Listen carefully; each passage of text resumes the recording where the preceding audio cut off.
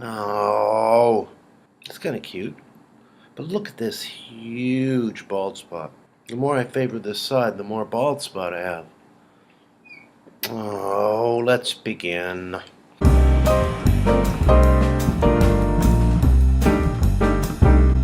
I've lived a long time.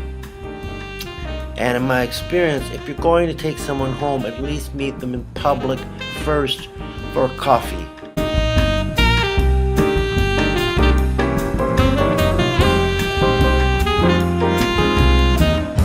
I learned pretty early, actually, when I stopped drinking, that you could still make some fairly significant mistakes, even when sober. Now, I don't think I believe in love at first sight. I don't think I believe in that shit at all.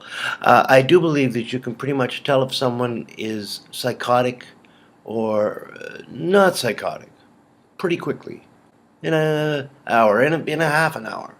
I mean, you may not be able to establish if they're a good person or if they're a kind person or anything like that, but I think you can rule out dangerously ill pretty quick. I'm taking you back to the 90s, probably the late 90s, maybe even early into the millennium. I'm not sure. It was about the time when computer dating was just starting to be a thing. Dating sites weren't nearly as sophisticated, if you will, as they are now. You could get a few pictures up there. Maybe if you're lucky, 3 or 4, something like that. Mostly just your face, some, a little bio, whatever that might be, and that was about it. Maybe your email.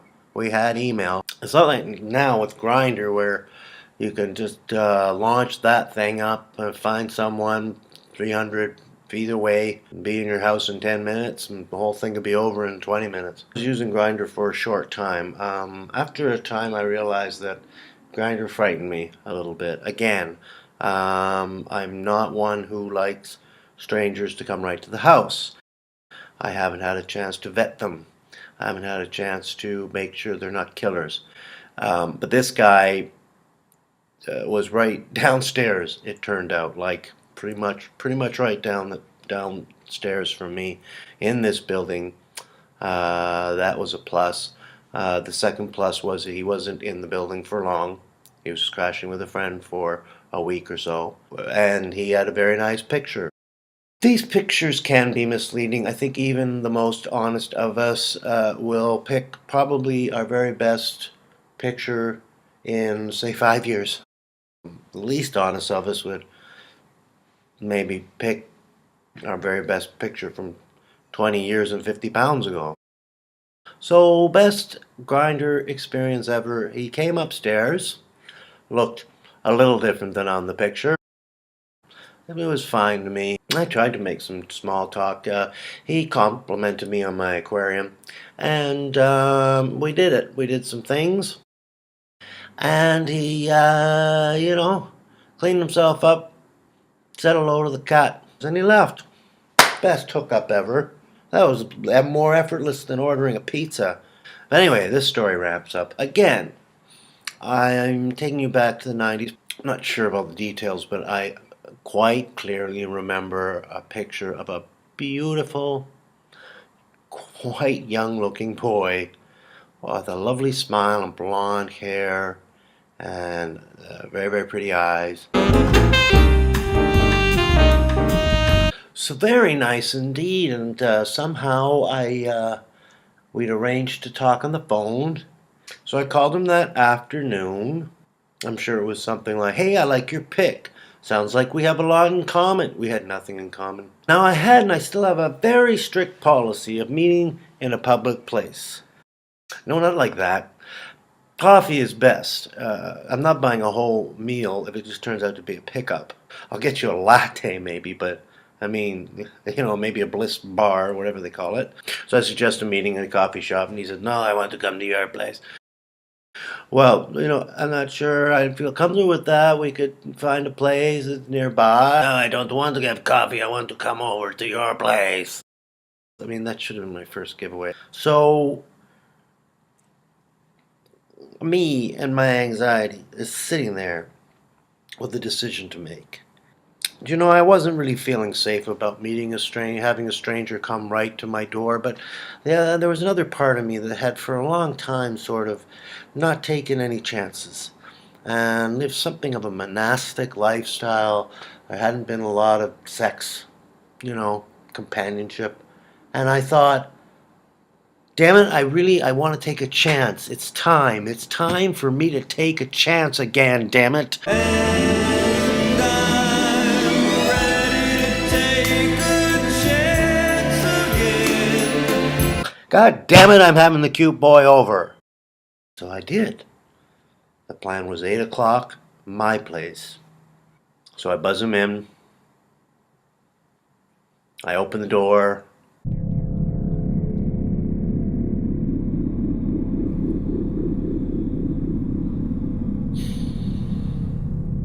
Now, if you really look closely, you could see it was the same guy in the photo, but somehow his hair got darker and really long and greasy, kind of. And his face was sweating, and I don't think he wasn't keeping his head very straight. I didn't feel very comfortable.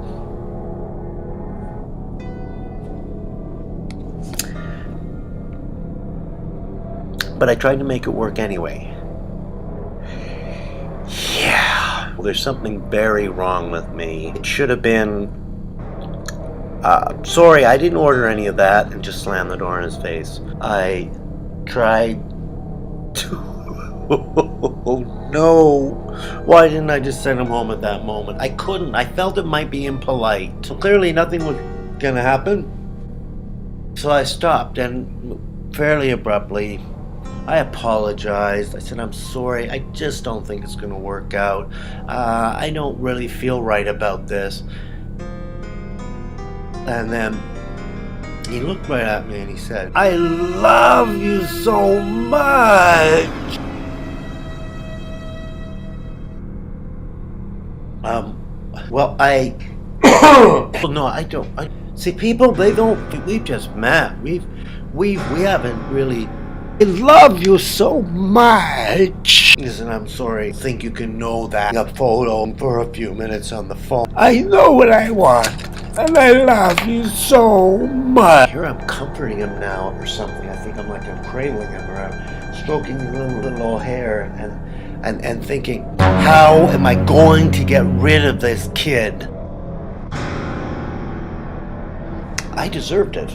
Some really stupid decisions made. Having him over without meeting him first. Trying to get something started with someone who was obviously not well. It didn't take me long to be convinced that he was on something. I think what I did was I said, I don't think you're feeling very well. I'm fine. Don't look well. You're sweating a lot. Perhaps he wasn't feeling very well and that he'd feel differently in the morning. In other words, you are so fucking high on something that maybe when you're sober again, you're going to feel differently. How did I get him out of there? I'm trying to think. It was really awful. Got him out somehow. I got him out the door. How did I? I don't even know how I did it. I got him out somehow, but I got him out the door. Do you know, I think I would have rather he banged me on the head than say, I love you so. Next day I'm at work and I'm just thinking I gotta diffuse this whole thing. And I tried to explain to him something. We could do the pathos music here. I think that'd be very funny. You know, I think people can't really know if they love someone for a while. I mean, I suppose there's some people that believe in love at first sight, but in my experience, I think you have to grow with a person, get to know them, nurture them, see them at their best, see them at their worst, share secrets, things you never told anyone else, and find that you still can't live without them. Oh, fuck off if you don't love me. Just fuck off. Anyway, that was the end of that one. I feel a bit badly for that young man. I've seen him since, and this is true anytime I'm downtown in our gay village. Well, not anytime, but there's been a couple of times, and he's wandering around, he's sweating, he's looking really disoriented, he's got some problems, and maybe I'm I shouldn't be making fun of him, but I think I'm really the message is please at least have a coffee with someone before you take them back to your place. Is that as funny as this thing gets?